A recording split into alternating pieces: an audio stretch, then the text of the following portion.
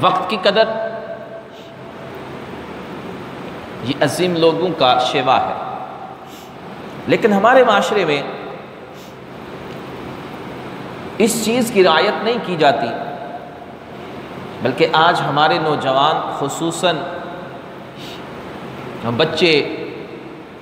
سارا دن فضول کاموں میں مصروف رہتے ہیں، سارا دن گلی کوچوں میں کھیل کود پر، سارا دن موبائل کے اندر گیمیں کھیلنے پہ، فلمیں ڈرامے دیکھنے پر اور تماشے دیکھنے پر مگن رہتے ہیں، جس میں وقت کا بھی ضیاع ہے، پیسے کا بھی ضیاع ہے، اور جس کا نہ تو کوئی دینی فائدہ ہے نہ ہی کوئی دنیاوی جائز فائدہ ہے۔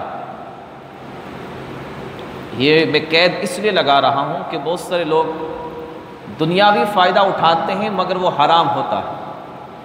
وہ ناجائز ہوتا ہے، جس طرح کہ جوا ہے، مختلف صورتیں ہیں جوے کی، تو بظاہر تو وہ دنیا کے فائدے اٹھاتے ہیں مگر وہ جائز فائدہ نہیں، تو جو دنیاوی جائز فائدے کے حکم میں نہیں آتا وہ لو اور لعب میں شمار ہوتا ہے، وہ کھیل کود میں شمار ہوتا ہے۔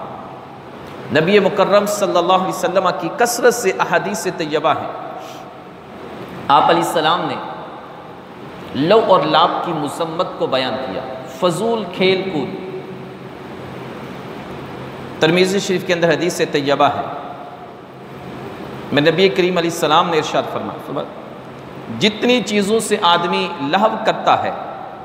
سب باطل ہے، یعنی ایسے دل بہلاتا ہے، ٹائم پاس کرتا ہے، فرمایا مگر تیر سے، کمان سے تیر چلانا، گھوڑے کو ادب دینا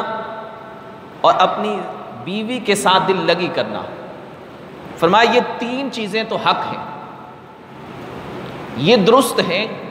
اس کے سوا باقی جو چیزیں ہیں جن میں محض دل لگی ہو، محض جو ہے وہ لو اور لعب ہو، فرمایا یہ سب باطل ہے۔ کمان سے تیر چلانا، نشانے بازی، چونکہ یہ جنگی طور پر کام آتا ہے، گھوڑے کو ادب سکھانا، چونکہ جنگ میں یہ استعمال ہوتا ہے، اور تیسرا یہ کہ اپنی اہلیہ کے ساتھ دل بہلانا، خوش طبعی کرنا، یہ ناجائز نہیں بلکہ یہ تو حق ہے، یہ اجر و ثواب کا باعث ہے۔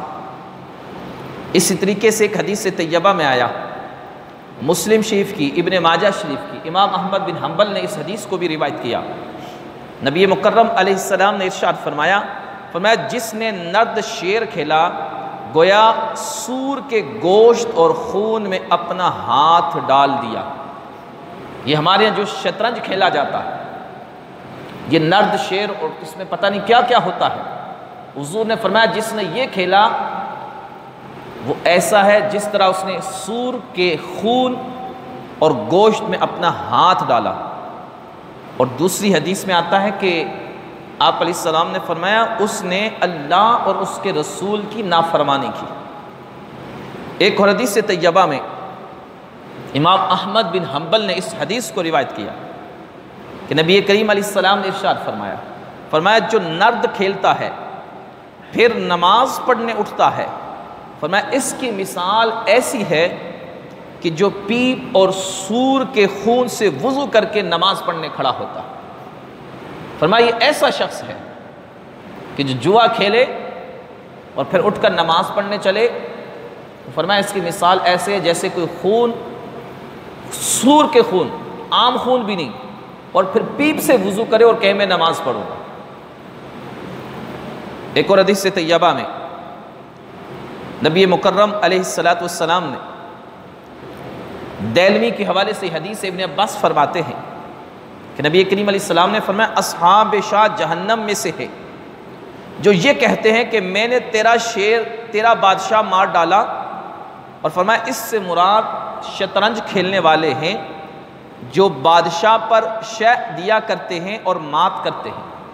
یعنی یہ شطرنج میں کہ میں نے تیرا شیر مار ڈالا، تو نے میرا شیر مار ڈالا، فرمایا یہ شطرنج کھیلنے والے، فرمایا یہ اصحاب جہنم میں سے ہے، کیونکہ یہ جوا ہے، اسی طریقے سے ایک اور حدیث طیبہ میں، ترمذی شریف کی حدیث طیبہ ہے،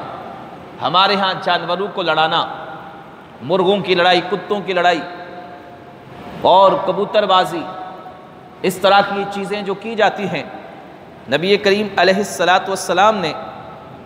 اس پر بھی سختی سے منع فرمایا،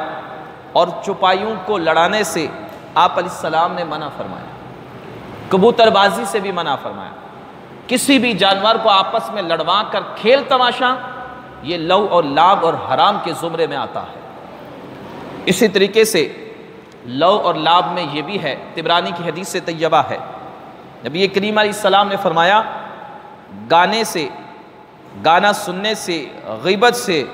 اور غیبت سننے سے اور چغلی کرنے اور چغلی سننے سے آپ علیہ السلام نے منع فرمایا، یہ کام منع ہے۔ گانے سننا یہ بھی لو و لعب، گانے گانا،